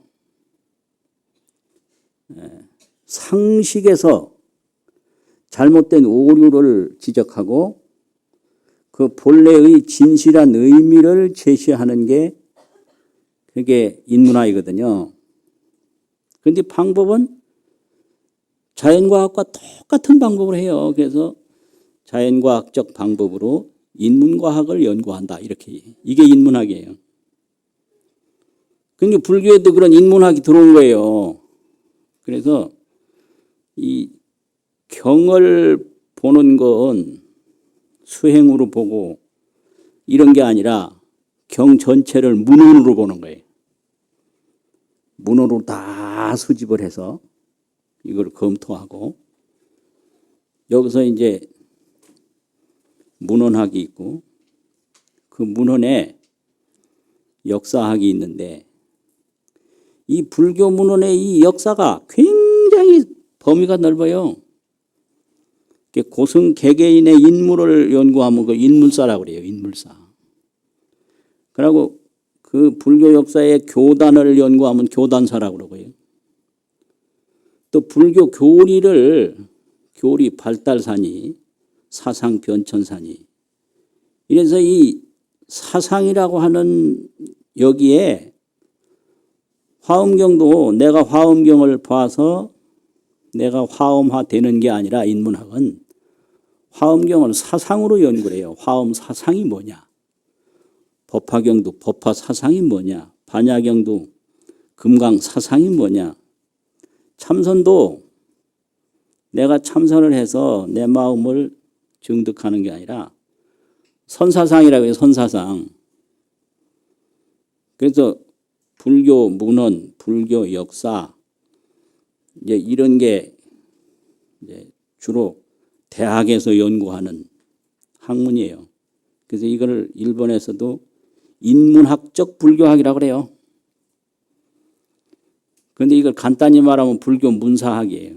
불교 문헌 역사학. 이게 이제 불교 문헌학인데 뭐 역사를 하든 뭘 하든 문헌을 통하지 않고는 안 되거든요. 그러니까 문헌학을 하려면 책을 많이 보고 다른 사람이 못 본 걸 보고 다른 사람이 말하기 전에 발표를 해야 돼요. 이 불교 문헌학에서도 이게 앞서가려면 굉장히 힘들어요. 차라리 뒤처지는 게 낫지. 아주 힘들어요, 이게요. 보통 일이 아니에요. 그런데 이 불교 문헌학은 어떤 방법으로 공부를 하냐.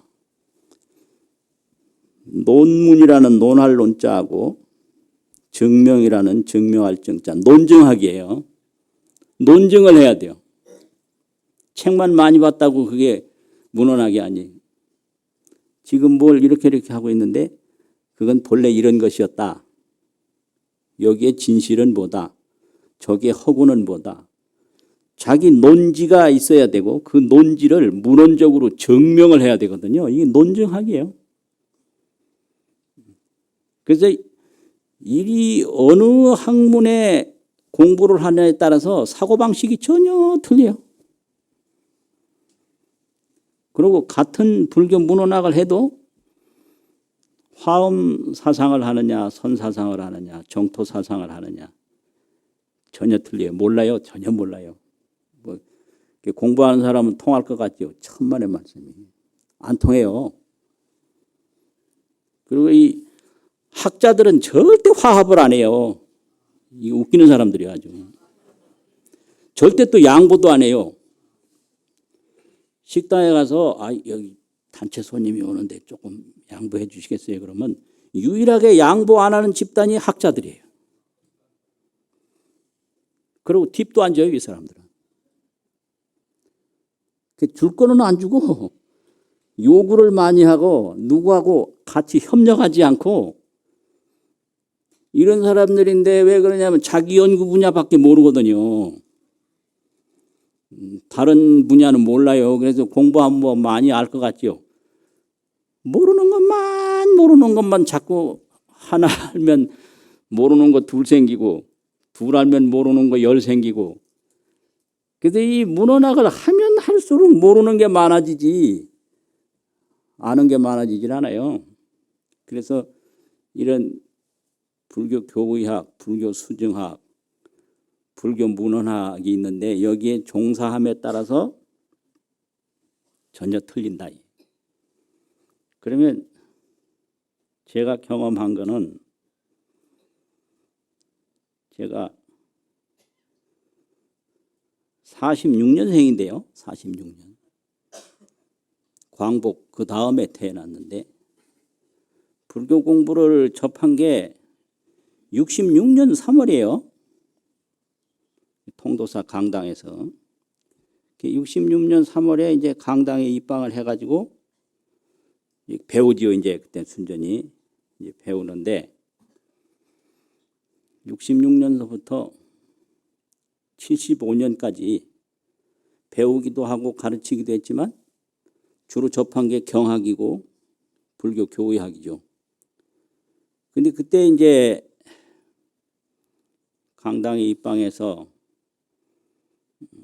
저를 가르쳐 주신 그 당시에는 일제 때는 그 경전 가르치는 스님을 조실이라고 그랬어요. 또 조실.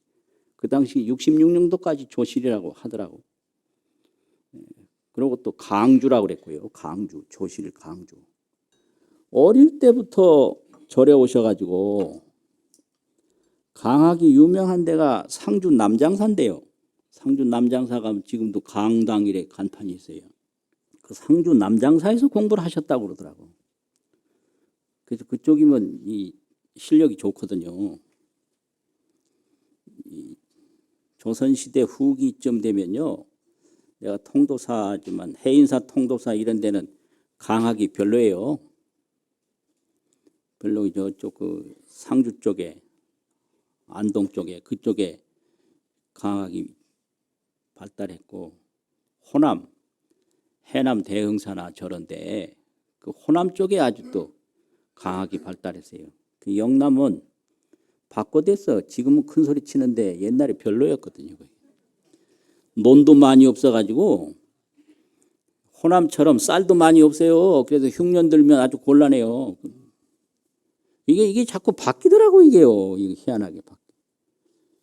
그래서 그 전통적인 불교학을 잘 하신 분이에요. 그분이 저한테 지도해 주신 스님이 건늘제자하고 응하릉자하고 재응 스님이라는 분이었는데 재응 스님이라는 분이 뭐 여러 가지 가르쳐 주셔. 그래서 이 공부 시간만 하는 게 아니라 수시로 찾아가서 묻는데요. 도대체 이 경을 왜 보냐? 근데 그분이 굉장히 저를 귀여워해 주시고 뭐 이렇게 가까이 해서 뭐 무서우는 거 하나도 없이 막 질문을 막 하세요. 그리고 어떤 때는 글을 보면 틀리게 새긴 게 눈에 보이더라고. 아, 이거 틀렸는데요. 아, 그러면 아무 소리도 안 해요. 근데 그러면 그 이튿날 가면 막 기세등등하게 나와. 그 이제 어제 학인한테 지적을 받고 정신 차린 거예요. 이제 잘 봐. 그래서 뭐 나오는 게 벌써 뭐 몸에 힘이 붙어가지고 막 그냥 기가 살았거든요. 그러니까 이게 아는 사람은 기가 살고 모르는 사람은 기가 죽는 거예요. 이 알고 모르는 차이가 굉장히 무섭습니다. 이게. 그래서 오히려 어제 내가 이겼기 때문에 오늘은 뭐 마음 놓고 갔는데 아 이래 막 그냥 질문을 내가 알 수 없는 것까지 막 하니 할 수 없죠. 글 많이 보셨는가 봐요. 그러면 또 슬 빼요. 뭐 보긴 뭘 많이 봐 이러고 그냥. 그래서 이 개인적으로 이야기를 통해서 그 학습의 골수를 접할 수가 있어요. 그 아주 중요해요. 그래서 도대체 이 간경하는 교의학이 뭐냐. 그러니까 자기도 늘 들었다 그러면서 간경이라는 건 다른 게 아니라 이 고교로의 명경하여 조견자심하고 고교 옛 가르침으로 밝은 거울을 삼아서 자기 마음을 조견한다. 비춰본다. 이 자심으로의 지등하여 자기 마음으로 지혜 등불을 삼아서 조경유지라. 경에 극할 유자가 있어요. 극한 깊은 뜻을 비춘다. 그래서 경이 거울이 돼서 내 마음을 비추고 내 마음이 등불이 돼서 경을 비추고 심경상조학 심경 마음과 경이 서로 비추는 거예요. 경이 마음을 비추고 마음이 경을 비춰서 마음은 지혜 등불이고 또 경은 가르침의 거울이다.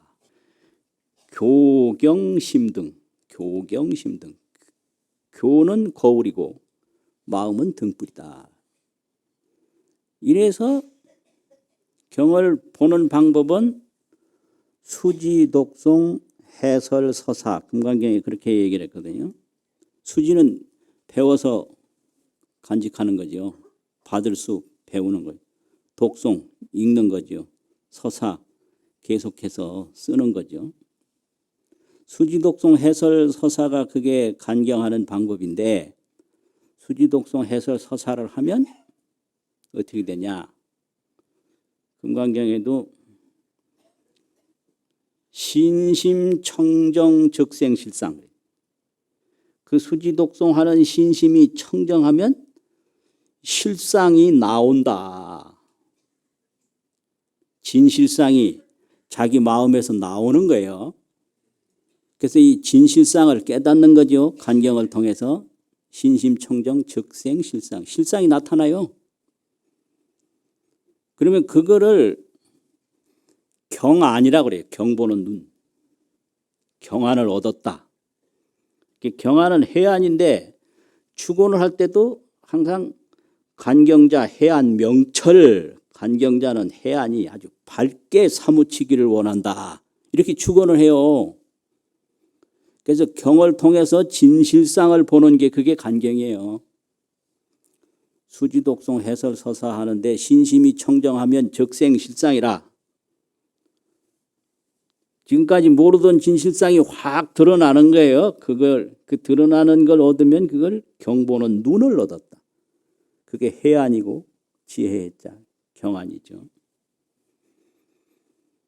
그래서 이제 그분의 가르침은 이제 익숙해졌어요. 그런데 그 암자에 경봉 큰 스님이라고 계신데 이분은 경 가르치는 분이 아니요.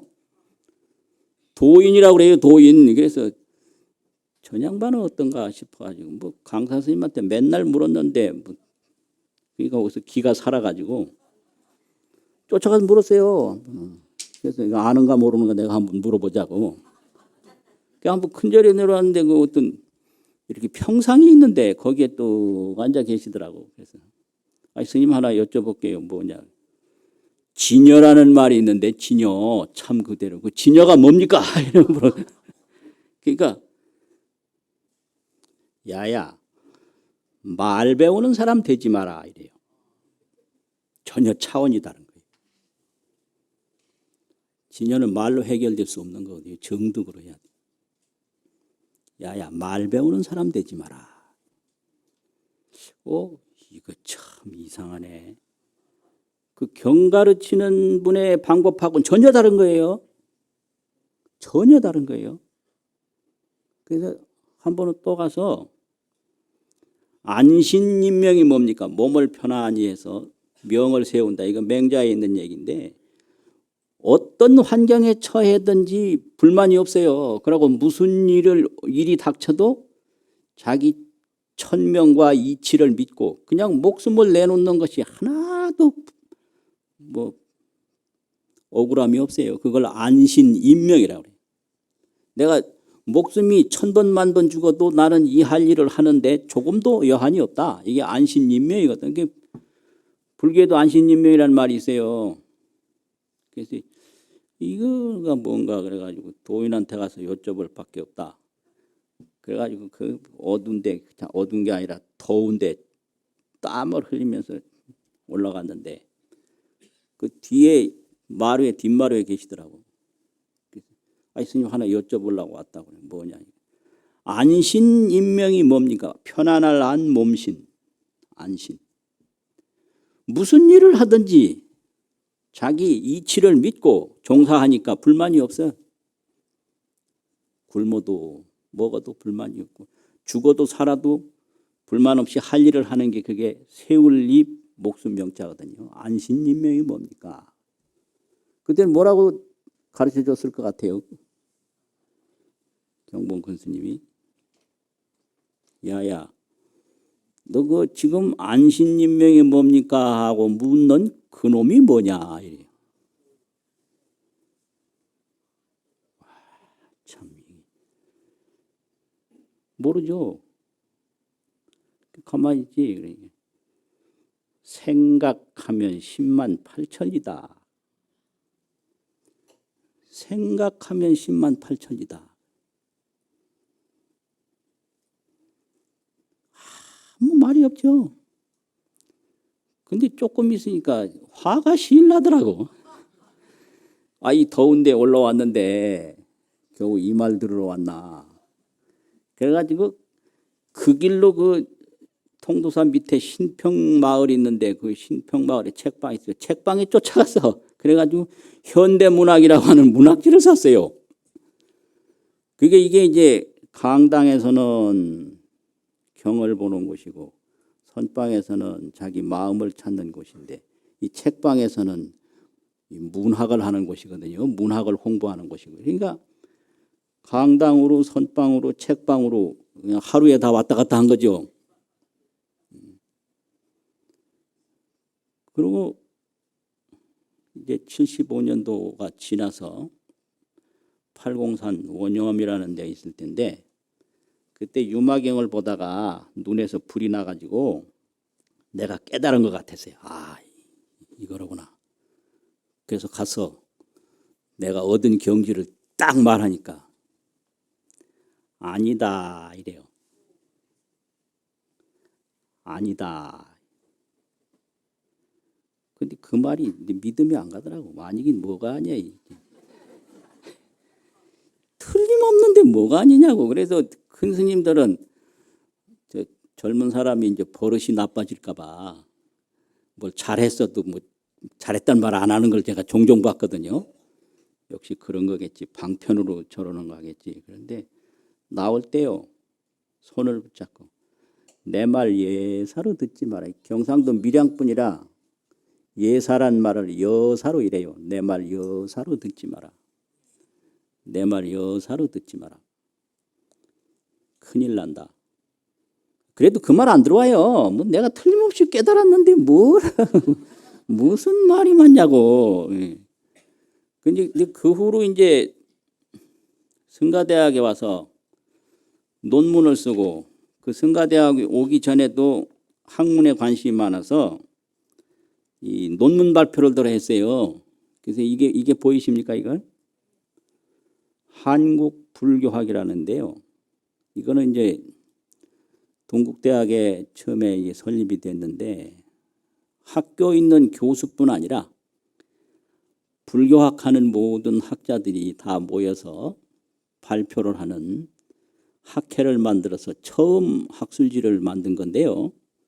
이게 1975년 12월 달에 간행을 했는데 이 당시는 종이도 귀하고 돈도 없는 대한민국이라 12사람 발표 논문을 실은 게 요 정도거든요. 근데 12사람 중에 제가 그때 30살 때니까 75년도면 제일 끝에 이 종법 논문도 여기 하나 실렸어요.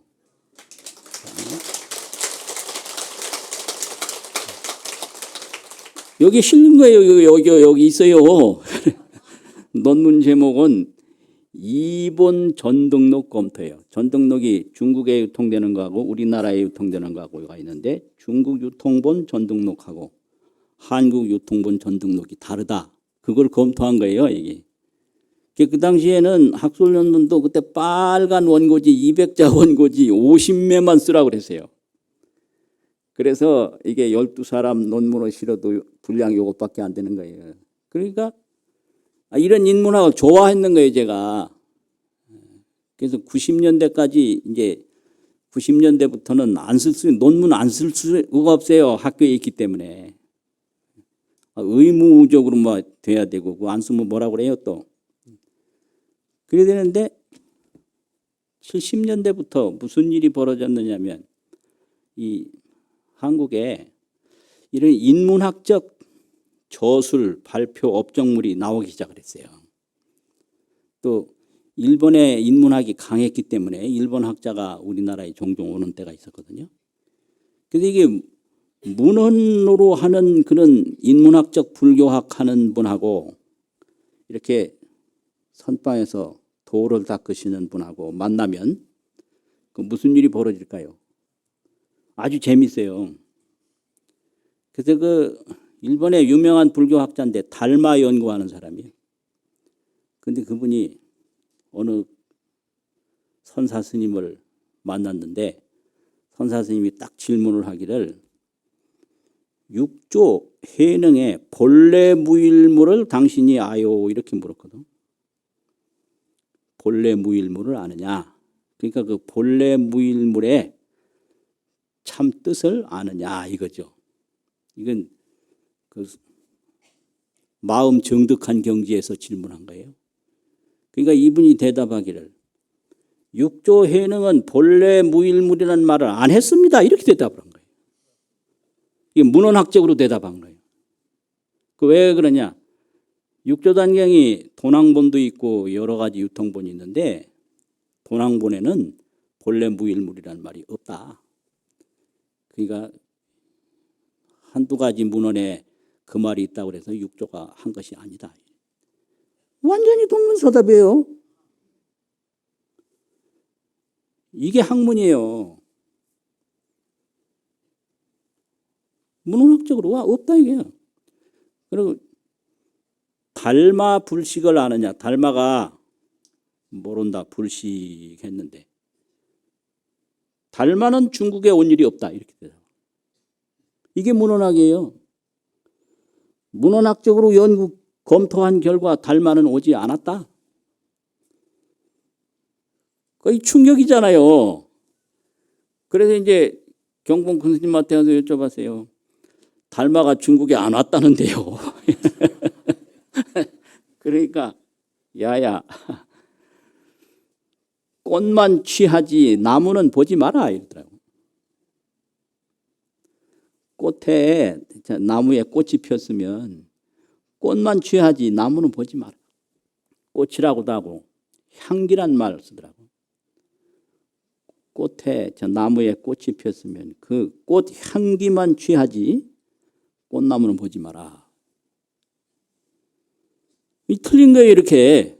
이게 틀려요. 그래서 70년대로 기억을 하는데 원효사상이라고 하는 책이 출판이 돼가지고 유명했어요. 서울시 문화상도 받고 그 원효사상 출판이 많이 얘기가 됐거든요. 그래서 가서 여쭤봤어요. 원효사상이라는 책이 나왔다는데요. 그러니까 야야 원효에게 무슨 사상이 있노 이래요. 이 틀린 거예요. 원효는 사상을 말한 사람이 아니다. 그 깨달아서 깨달음으로 인도한 사람이지 무슨 사상을 주장하고 사상을 천명한 사람이 아니다. 이게 완전히 틀린 거예요. 완전히. 그래서 이게 이러냐. 그러고 이제 경봉 스님 돌아가셨어요. 82년도에 돌아가셨나. 돌아가셨는데 저는 학교에서 또 이게 문헌학을 이제 한 거예요. 그런데 학교 있는 동안에도 이거 가지고는 안 되겠는데 싶어서 성가학이라고 하는 그거를 불교 수증학하고 불교 문헌학하고 또 불교 교의학을 잘 결합시켜서 불교 문헌학을 참고로 하되 불교 교의학과 불교 수증학이 중심이 되도록 학문 체계를 다시 하나 만들어야 되겠다. 그래서 그 이름을 성가학이라고 해가지고 저 혼자 막 다른 사람은 관심도 없는데 막 바쁘게 해서 성가학 연구소라 하는 간판 하나 딱 달아놓고 임기가 다 돼가지고 나왔어요.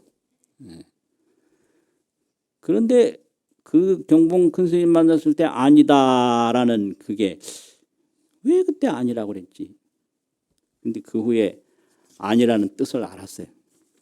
왜 아니라고 그랬는지. 그래서 참회송이라고 그 지은 게 하나 있는데 제일 마지막 구절에 물물이 원시 고도량이라.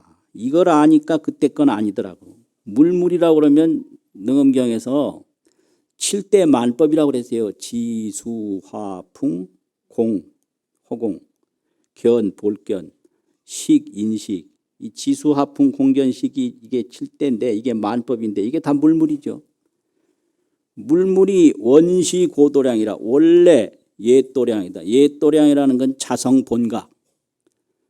그러니까 이 7대 만법이 자성본각이다. 이것이 알아져야만 자기가 한두 번 본 거, 이래 눈이 번쩍 띈 거, 눈에서 불이 확 난 거, 이거는 올바로 봤다고 할 수가 없거든요. 그러니까 이 선지식이 이렇게 중요한 거예요. 선지식이. 그래서 와, 그거 아니구나. 그래가지고 이 불교 공부가 이런 건데 이 깨달음이니 뭐니 일어난 게요. 이게 깨달음이라는 것은 이게 뭐냐. 자성본각인데 자성본각이 여대해라. 큰 바다와 같다.